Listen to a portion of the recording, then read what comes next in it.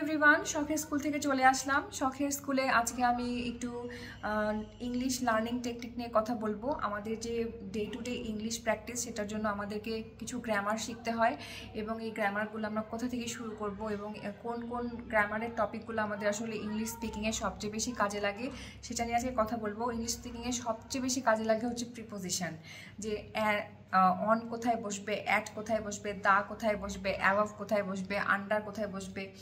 তো এগুলো আমাদের আগে শিখতে হবে। অ্যাপ্রোপ্রিয়েট প্রিপোজিশন চ্যাপ্টারটা আপনারা গ্রামার বুক থেকে একদম সুন্দর মতো খুবই ভালোভাবে প্র্যাকটিস করবেন।